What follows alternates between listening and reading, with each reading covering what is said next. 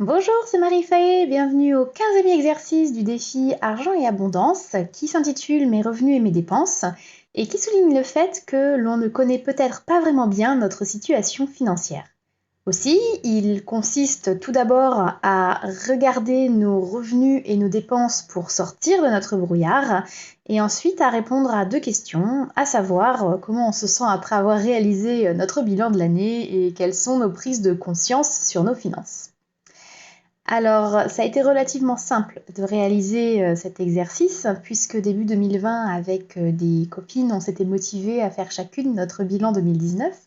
J'ai donc repris mon tableau en changeant certaines sommes qui avaient légèrement augmenté, genre mon loyer, EDF, ma mutuelle, mais aussi mon salaire.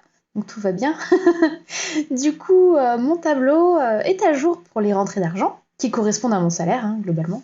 Et pour mes dépenses fixes et courantes, qui correspondent donc à notre loyer divisé par 2, mon assurance vie, les courses alimentaires divisées par 2, mon épargne tirelire, mon pass Navigo, la taxe d'habitation divisée par 2, ma mutuelle, ce que nous coûtent les chats divisé par 2, EDF divisé par 2, mon assurance responsabilité civile et ma protection juridique, mon téléphone portable, l'assurance habitation divisé par 2.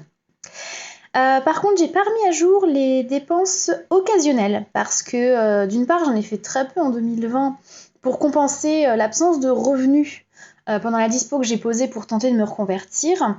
Et d'autre part, parce que je ne trouve pas que 2020, avec ses X mois de confinement et couvre-feu, soit représentatif de la vie que je mène lorsque je peux sortir de chez moi jusqu'à l'heure qui me convient. Voilà, donc c'était à mon sens plus pertinent de garder les dépenses occasionnelles de 2019.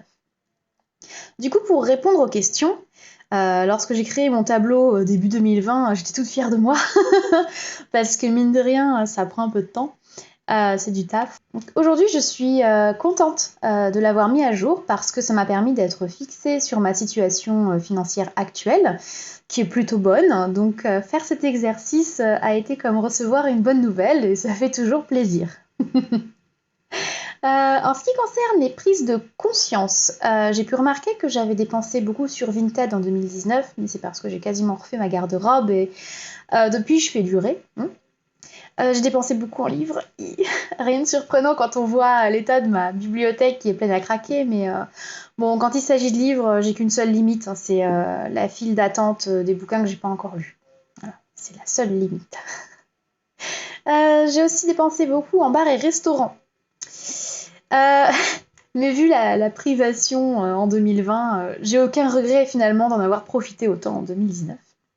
Et je mets également beaucoup d'argent dans mes loisirs, à savoir le jeu de rôle grandeur nature et les festivals geeks et médiévaux. Entre les déplacements et les costumes et accessoires, ça pique un peu. Mais je me dis que j'ai qu'une vie, et donc tant que j'ai les moyens, j'en profite. Côté tarot, ça m'a fait sourire parce que j'ai tiré la carte du contrôle et que suite à mes soucis financiers qui ne datent pas d'il y a si longtemps, je suis effectivement dans un contrôle absolu de mes finances. Or, cette carte, la carte du contrôle, vient nous rappeler que si notre vie était perpétuellement gouvernée par le contrôle, on finirait par devenir complètement rigide, comme le personnage sur la carte, qui est complètement encastré dans les formes géométriques qui l'entourent, un peu à l'image d'une momie dans son sarcophage. Son milieu est ordonné et impeccable, mais il n'est pas vraiment vivant. Il n'y a aucune place pour la vulnérabilité et la spontanéité, ce qui est triste. Il nous est donc conseillé de respirer profondément, dénouer notre cravate et nous détendre. Voilà.